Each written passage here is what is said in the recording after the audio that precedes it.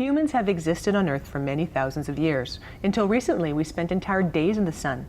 Now physicians and scientists say that sun exposure is bad for us due to the thinning ozone layer over the past few years, which acts as our planet's sunscreen. More of the sun's ultraviolet rays reach the Earth's surface, and it's these UV rays that are responsible for burning, aging, wrinkling the skin, and are the main cause of cancer. How much is enough, and what is the best way to maintain balance when it comes to sun exposure? Sunlight is important for health because by interacting with our skin, sunlight creates vitamin D, an essential part of our metabolism. Humans are diurnal, that is, we are awake in the daytime and asleep at night. We are designed to live in the sunlight. Sunlight is crucial for our happiness because sunlight activates hormones in the brain that creates a sense of euphoria. Sun and fun often go hand in hand. Now, is sunlight an important factor for happiness and well-being? So, as I mentioned before, that it does increase mood. So, it increases neurotransmitters in our brain. Do that? Yeah, it just increases the levels of the neurotransmitter in our brain. And there is a gland in our brain called pineal body. And that has got very important function in our rhythm, like our day and night rhythm. So, that pineal body needs certain amount of exposure to sunlight. What exactly is the seasonal affective disorder?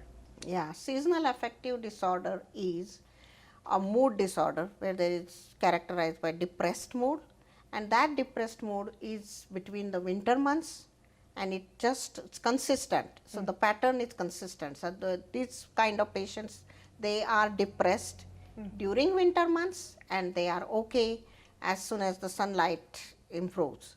How is vitamin D involved with sunlight? Vitamin D has got a precursor, or what we call is the compound 7-dehydrocholesterol, which is the one which is before it get into vitamin D. So that is under our skin layers, and that gets converted with the help of sunlight, like the ultraviolet rays when they fall on our skin. Then it starts getting converted into vitamin D. And that way we get the amount of vitamin D which is essential for our body, as it increases the calcium absorption and calcium deposition in the bone, and it decreases the calcium excretion through the kidneys. So that all can happen with the aid of sunlight. Sunlight activates melanocytes, pigment which help protect us from too much sun. How does too much oxidation lead to cancer? Now, sunlight is very essential, as we discussed, for all these things. Right. But too much can turn into poison. Okay. So that is the thing, that sunlight stimulates the melanocytes, growth of the melanocytes, which are the pigment cells in the skin.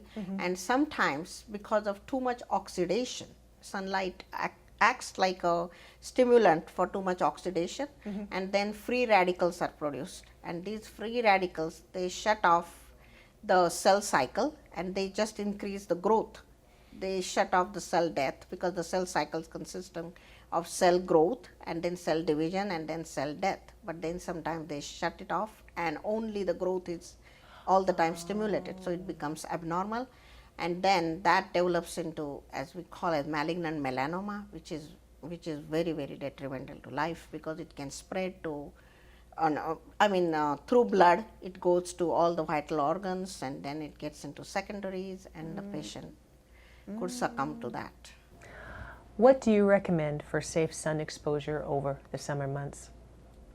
Safe sun exposure during the summer months is when the sun is very hot, to avoid sun between around 9 a.m. to 3 p.m., where they say that approximately when our shadow is shorter than our height. So that is the time we have to avoid the sun. Okay. And to get all the benefits of the sunlight, up to 10-minute exposure to sun is enough per day, because after 10 minutes the vitamin D formation gets shut off anyway. The mechanism gets shut off.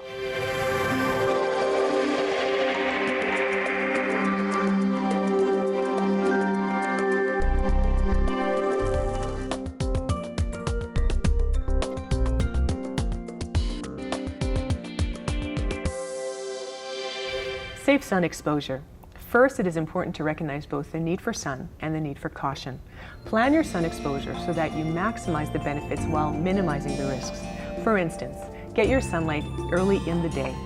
Early morning sunlight does not have the high ultraviolet rays that midday sun does, so take a 20-minute walk in the early part of the day with your skin exposed to sunlight. This will give you the benefits without the risks of overexposure. As for midday sun, never expose your skin to it for long periods of time. Wear clothing that covers most of your skin and wear a hat that provides shade for your face and ears.